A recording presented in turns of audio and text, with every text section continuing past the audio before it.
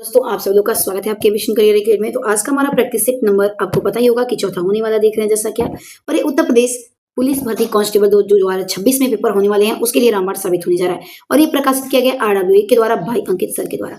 इससे पहले एग्जामपुर का भी मैं प्रैक्टिस सेट 10 करवा चुकी हूँ। आप चैनल पे नहीं तो आप जाके देख सकते हैं, वो भी 2026 एग्जाम के लिए। तो चलिए देर नहीं करते हैं, प्रश्न की तरफ आगे बढ़ते हैं।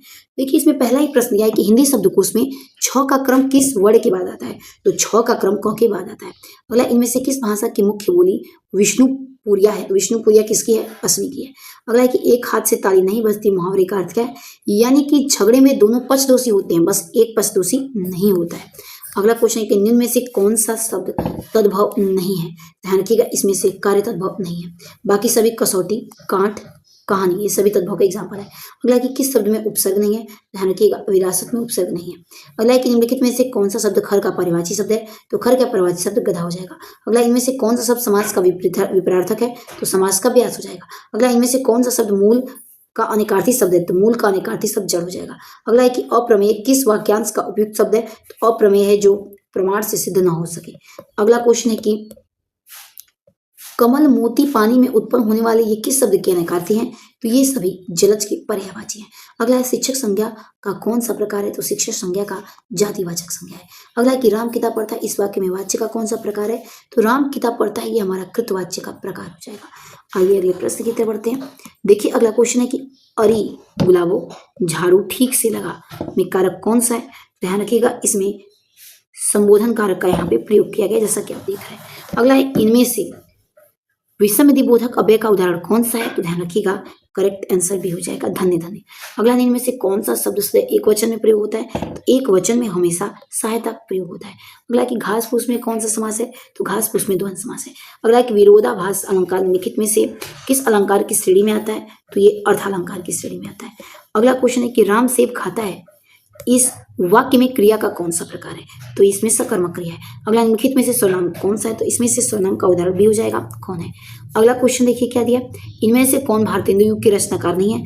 ध्यान दीजिएगा, क्वेश्चन में हाँ पूछता है कि नहीं। तो इनमें से कौन सा भारतेंदु युग के रचनाकार नहीं पूछा है। तो कौन नहीं है, और रामचंद्र शुक्ल नहीं है। बाकी प्रताप नारायण मिश्र भी है, सीता रहिंद भी है, और प्रेम घन भी, ये तीनों ही भारतेंदु युग के रचनाकार है। लेकिन रामचंद्र शुक्ल भारतेंदु युग के रचनाकार नहीं है। अगला है कि राम गया, इस वाक्य में कौन सा काल है। तो इस वाक्य में सामान्य भूतकाल है, क्योंकि इसमें बोला है कि राम गया। अगला क्वेश्चन देखिए, पहले गद्यांश एक बार आप लोग इसको देख लीजिएगा, पढ़ लीजिएगा अच्छे से, उसके बाद मैं डायरेक्ट क्वेश्चन की तरफ बढ़ती हूँ। तो देखिए क्वेश्चन इसमें क्या दिया है कि गुलाम और राष्ट्रों के संघर्ष का केंद्रीय लक्ष्य क्या था। तो ध्यान रखिएगा, स्वतंत्रता था। अगला है कि अभ्युदय का अर्थ क्या होता है। तो इसका अर्थ वृद्धि होता है। अगला है कि वैश्विक स्तर पर राजनीतिक साम्राज्यवाद की समाप्ति कब हुई। तो इसकी समाप्ति 20वीं सदी के मध्य में। अगला है प्रसार का विलोम शब्द क्या होगा। तो इसका विलोम शब्द संकुचन हो जाएगा। नेक्स्ट क्वेश्चन है कि गद्यांश के संदर्भ में कौन सा कथन सही नहीं है। ध्यान रखिएगा, विकल्प हो जाएगा उपनिवेशवाद का सर्वत्र समर्थन हुआ। अगला, इनमें से शुद्ध शब्द कौन सा है। तो एक करेक्ट हो जाएगा, विद्या वाचस्पति हो जाएगा। अगला है कि इनमें से हार की जीत कहानी के कहानीकार कौन है। तो करेक्ट आंसर डी हो जाएगा, सुदर्शन। अगला, निम्नलिखित में से कौन सा उपसर्ग उर्दू का नहीं है। तो उर्दू का उपसर्ग उन नहीं है। अगला, तरल का विलोम शब्द क्या होगा। तो तरल का विलोम शब्द ठोस हो जाएगा।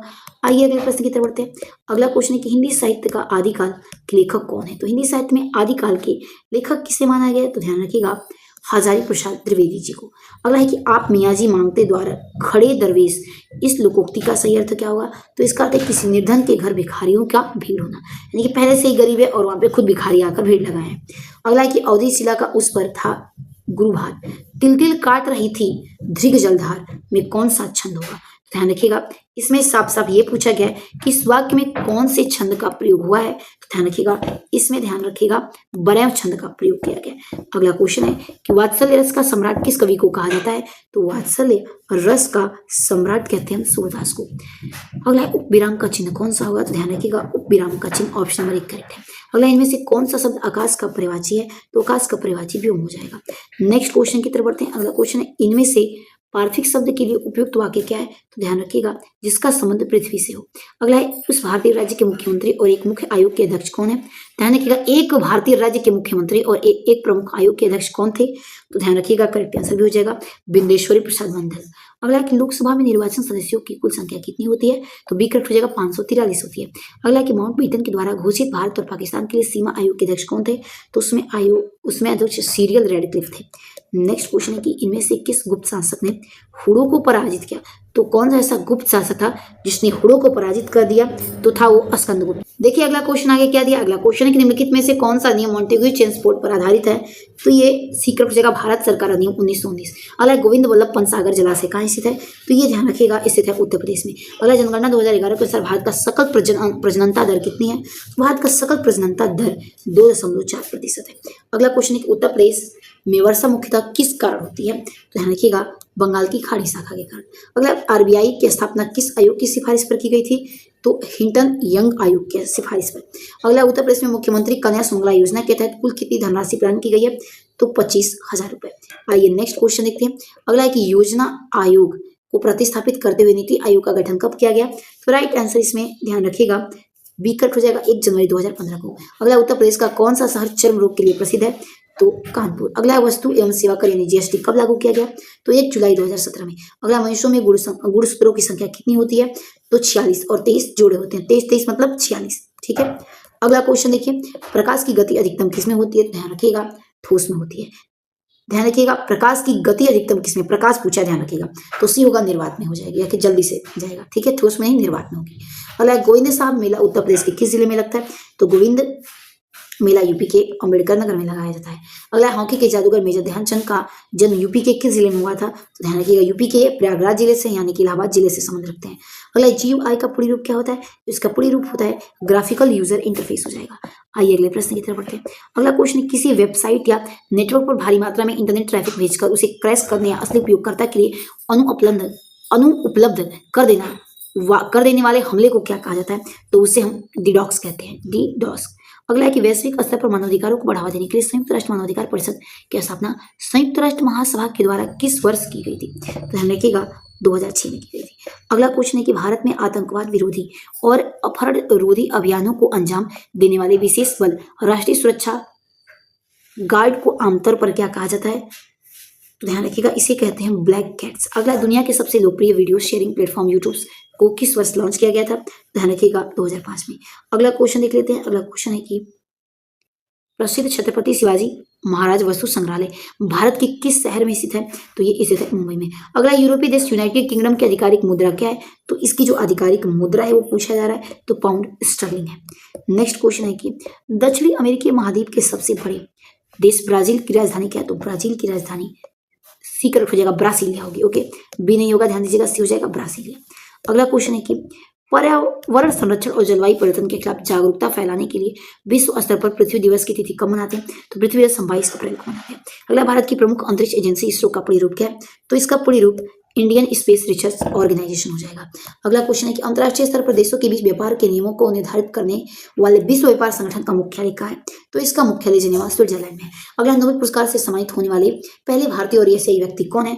ध्यान रखिएगा सी करेक्ट हो जाएगा रविन्द्रनाथ टैगोर है। अगला, 2011 के जनगणना के अनुसार भारत के सबसे अधिक जनसंख्या घनत्व वाला राज्य कौन सा है? तो बी करेक्ट हो जाएगा बिहार है। अगला है पर्यावरण संरक्षण और वन संरक्षण के संबंधित मामलों के त्वरित निपटाने के लिए भारत में राष्ट्रीय हरित अधिकरण की स्थापना किस वर्ष की गई थी? तो 2010 में की गई थी। अगला क्वेश्चन देखिए क्या? अगला, ओलंपिक खेलों के आधिकारिक प्रतीक और रिंग में कुल कितने छल्ले हैं जो दुनिया के प्रमुख उपमहाद्वीपों को एकजुट होने का प्रतिनिधित्व करते हैं? तो 5 छल्ले हैं उसमें। अगला, उत्तर प्रदेश की विशेष सशस्त्र बल पीएसी का पूरी रूप क्या होता है? तो पीएसी का पूरी रूप एक रखा जाएगा प्रोविंशियल आर्म्स कांस्टेबलरी होता है। अगला, the God of small things के पुस्तक के लेखक कौन है? तो इसके लेखक ध्यान रखिएगा सी रखा जाएगा अरुंधति रॉय है। अगला, भारत में महिलाओं के संवैधानिक और कानूनी अधिकारों की रक्षा के लिए राष्ट्रीय महिला आयोग का गठन किस वर्ष किया गया था? तो इसकी स्थापना 1992 में की गई थी।